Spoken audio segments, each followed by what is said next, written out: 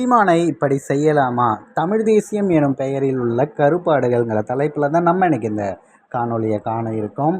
நாம் தமிழர் கட்சி தொடங்கி 14 வருடங்களுக்கு மேலாகி அண்ணன் சீமான் அவர்கள் தமிழ் தேசியம் அப்படிங்கிற ஒற்றை புள்ளியில் சாதி மதத்தை விட்டு அதே நேரத்தில் தமிழர் குடிகளை ஒன்றிணைப்பதுன்னு சொல்லிட்டு அத்தனை வேலைகளையும் ரொம்ப வீரியமாக செய்கிறாரு.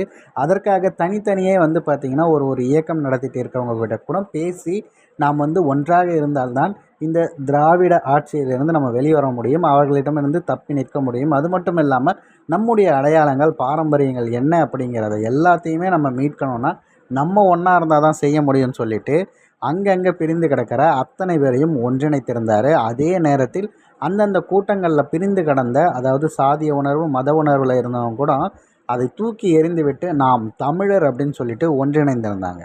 ஆனால் அண்ணன் சீமான் அவர்களை பயன்படுத்தி கொண்டு இதன் மூலியமாக வெளிச்சம் தேடிக்கொண்டு உடனே நம்ம வேறு ஏதாவது ஒரு பெரிய இடம், குறிப்பாக திராவிடத்திறமே போய் அடிவரடியாக மாறி அந்த இடத்துல நல்லா சம்பாதிக்கலாம் அப்படின்னு சொல்லிட்டு இங்கே நிறைய பேர் முற்படுறாங்க. ஆனால் அவர்கள் யார் அப்படின்னு நமக்கு அவ்வப்போது தெரியாது, பிறகு தான் தெரியும், அடையாளம் காணப்படும். அந்த வகையில் நிறைய பேரை நம்ம பார்த்துருக்கோம். சமீபத்தில் நாச்சியால் சுகந்தி அவர்களையும் பார்த்தோம்.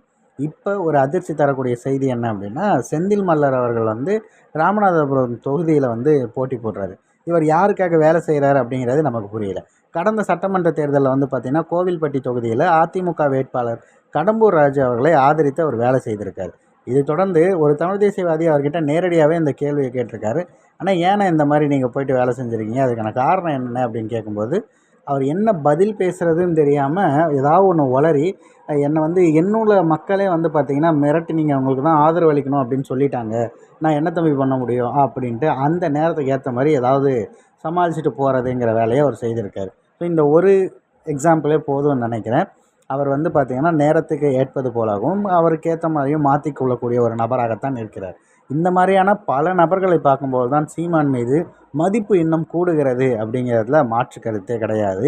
இதையெல்லாம் பதிவு செய்து இதை நம்ம செய்தியாக போடணுமான்னு சொல்லி ஒரு சில நபருக்கு தோன்ற வாய்ப்பு இருக்குது. அவர்களுக்கான பதில் என்ன அப்படின்னா, உங்களில் இருக்கக்கூடிய துரோகிகள் யாரோ, யாரெல்லாம் காலத்துக்கு திடீர்னு கடந்து ஓடிடுவாங்க அப்படிங்கிறதெல்லாம் தெரியுதோ அதை அவ்வப்போது தெரிவித்தாதான் தமிழ் தேசியம் இன்னும் கொஞ்சம் தெளிவடைய முடியும்.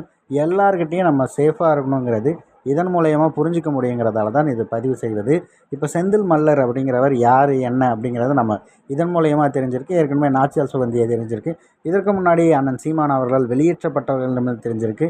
இன்னும் ஒரு சில பேர் இப்போ திடீர்னு கட்சியை விட்டு வெளில போயிட்டு எவ்வளவு இழிவாக பேச முடியுமோ அவ்வளவு இழிவாக நாம் தமிழர் கட்சியும் சீமான் அவர்களையும் பேசுகிறத நம்ம பார்க்குறோம். இந்த மாதிரியான தொடர்ச்சியாக கருப்பு ஆடுகள் எல்லாத்தையும் ஒன்று ஒன்றா வெட்டி நம்ம தூரம் எரிஞ்சோம் அப்படின்னா தான் நம்மளுடைய பாதை இன்னும் கொஞ்சம் தெளிவாக பயணிக்க முடியும் அப்படின்றது என்னுடைய தனிப்பட்ட கருத்து. உங்களது கருத்துக்கள் என்னங்கிறத நம்மளுடைய கமெண்ட் பாக்ஸில் பதிவு பண்ணிடுங்க.